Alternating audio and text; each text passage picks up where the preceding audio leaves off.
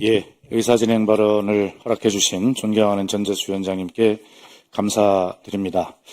어제 2024년 11월 24일자로 사도광산 추도식이 불발된 외교 참사가 일어났다, 이렇게 저는 생각을 하면서 지난 2024년 7월 25일 날 일본 사도광산 세계유산 철회 및 일본 근대산업시설 유네스코 권고이행 촉구 결의안을 대표 발의하여 통과를 시켰던 의원으로서 한 말씀 드리지 않을 수 없습니다.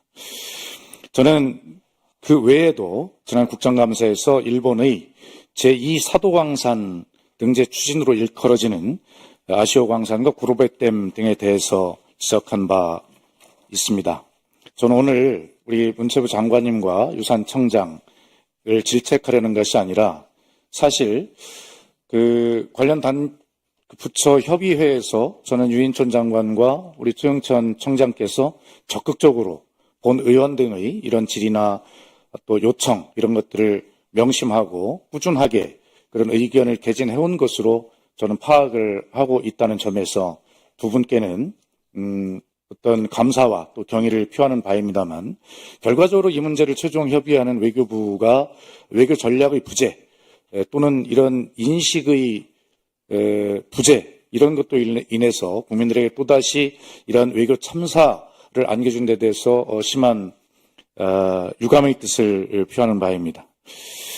일본 측 대표로 추도식에 참석하기로 한 이쿠이나 정무관이 야스쿠니 신사 참배 경력 있는 극우 인사라는 점이 우리 국민과 유가족들에게 참으로 모욕적이라고 보는데, 이외에도 너무나 많은 심각한 문제가 있었습니다. 일본 정부가 아닌 민간 단체가 추도식을 주최한다는 점, 추도식 공식 명칭에 조선인, 노동자 같은 표현이 빠진 점, 통상 초청에 따른 재반 경비는 초청구에서 부담하는 것이 관례임에도 유가족 항공료와 숙박비 등을 일치게 아닌 우리 정부가 부담하기로 한 점, 일본 정부 대표로 정무관을 참석시키는 데 급급한 나머지 참석자 이력을 제대로 살피지 않았던 것으로 보여지고, 개최일도 일본 측이 당초 합의했던 매년 7, 8월 중보다 3개월여 미뤄진 시점에 이루어진 점, 개최일까지 나흘 앞둔 시점에서 양국 정부 대표가 낭독할 추도사 내용과 식순도 조율이 없었다고 한 점, 일본 측과 원만한 합의가 이루어지지 않은 탓에 외교부가 기자단을 대상으로 실시하였던 브리핑이 2차례 취소되는 이례적 해프닝까지 연출한 점, 특히 추도식 개최 이틀 앞둔 시점에서 예정된 브리핑은 시작 5분 전에 외교부의 자체 결정으로 폐지된 점, 또 지난 20일 밤에는 일본 측이 한국 요구를 수용한 것이라고 했다가 하루 만에 불참으로 입장 번복하며 오라고. 이 중에서 무엇보다 중요한 것은 추도사의 강제성과 사과와 관련한 부분이 전혀 없다는 것입니다.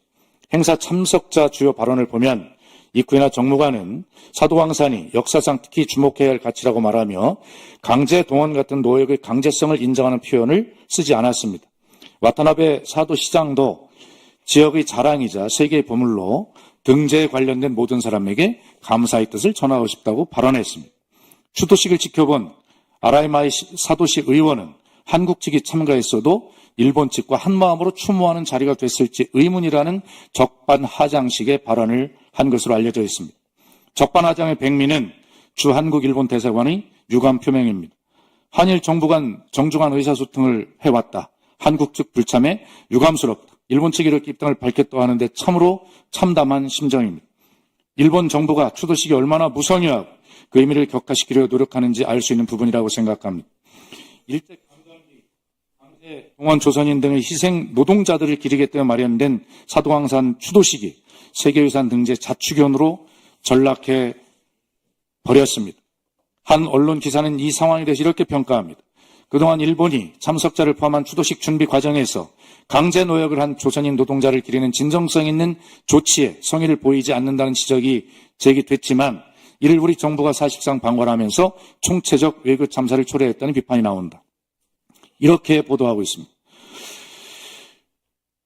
사도광산 문제에 대해서 외교부 등 관계기관과 긴밀히 협력해서 일본 측에 강력히 항의하고 제대로 된 후속 조치 이행을 담보할 수 있는 방안을 앞으로 우리 문체부와 국가유산청이 지금도 최선을 다했다고 제가 아까 평가를 해드렸습니다만, 더욱더 이 문제를 긴밀하게 협의하는 그런 주체가 되어 달라 이런 말씀을 드리고 현재 진행형인 아시오광산, 구로베댐 등 유네스코 연구 용역 예산 7억 4천만 원을 증액해서 현재 상임위와 예결위에 증액 요구 제출 중인데 이 관련 예산 확보에도 좀 만전을 기해 주시고 위원장님 이 관련 관계부처 협의회에서도 우리 문체부와 국가유산청이 적극 나서서 대책 마련에 모든 노력을 다시 한번 다해 줄 것을 위원장님 이름으로 다시 한번 촉구해 주시기 바랍니다.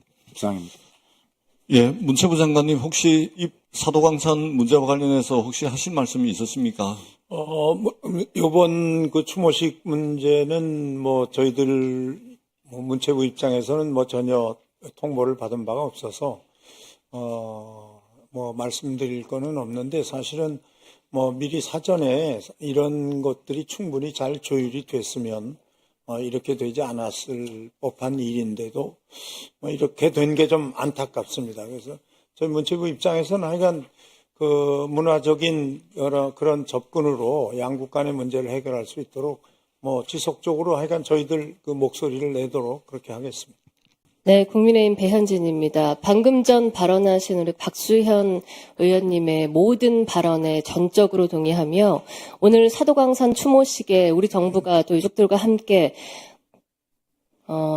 끝끝내 불참하게 된 이번 사태에 대해 대한민국 국민의 한 사람으로서 굉장히 참담한 마음으로 그 말씀에 동의한다라는 생각 드립니다. 이것은 부인할 수 없는 일단은 우리 정부의 외교적인 실패이자 무성과라고 말씀할 수밖에 없겠습니다. 그러나 장관님께 또 여기 계신 우리 최영천 청장님께 두 분께 말씀을 드리자면 지난번 그 사도광산 등재 과정에서 우리 문체부와 또 국가유산청이 외교부의 판단 과정에 그 의견이 외교부 쪽에서 묻지 않았다라는 그런 말씀들, 이번에도 통보받지 못했다라는 말씀들은 국민들이 듣기에 굉장히 상처되고 또 실망스러운 말씀일 수 있습니다.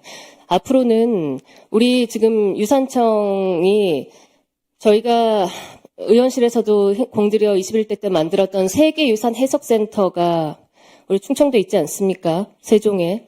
이러한 것들의 기능을 훨씬 더 강화해서 다시는 국민들께 이러한 실망감을 안겨드리지 않도록 저희 문체부에서와 또 국가유산청에서도 더욱더 힘을 다해 주시면 좋겠고, 이시바 일본 정부가 굉장히 그 한국과 친밀한 정부일 거라는 기대감 속에 국민들께서 지난번 총리 선거도 지켜보셨을 것 같은데 저희 여기 계신 많은 의원님들도 한일의원연맹의 우리 일원들이시기 때문에 저희 문체부의 성원들로서 이 문제를 외교적으로 지금 풀지 못했다면 저희가 어떤 의원 간의 문화외교로라도 많이 풀 수 있는 물꼬를 좀 만들어야겠다라는 막중한 책임감을 느낍니다. 다시 한번 저희 국회의원의 일원으로서 국민들께 대단히 송구한 말씀 드리고 전체 역사를 반영하겠다던 일본이 2015년부터 누누이 그 역사의 약속을 지키지 않고 있음에 대해 다시 한번 성토하며 오늘 같이 송구하다는 말씀과 함께 참담한 심정을 전하겠습니다. 예, 오늘 그 박수현 위원님, 배현진 위원님 두 분께서 사도광산 문제와 관련해서 의사진행 발언해 주셨는데 발언하시지 않은 여야 위원님들도 아마 같은 생각이라고 저도 생각을 합니다.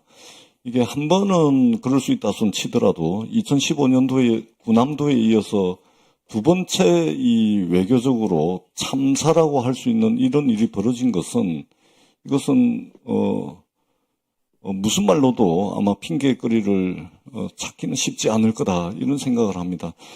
최종적이고 직접적인 권한은 외교부에 있긴 하지만 그러나 유관부처로서 문화체육관광부, 국가유산청의 책임도 전혀 없다 이렇게 생각하시는 분들은 아마 없을 겁니다. 그래서 두 분 위원님께서 의사진행 발언을 통해서 해주신 이 부분과 관련해서는 저희 국회 문화체육관광위원회에서 어떠한 조치를 취할 수 있는지, 어떠한 요구를 할 수 있는지, 어떤 대책을 세울 수 있는지 여야 간사위원님들 간 협의를 해서 이 부분에 대해서 문체부에서 할 수 있는 조치들을 찾아보겠다라는 그런 말씀을 드리도록 하겠습니다.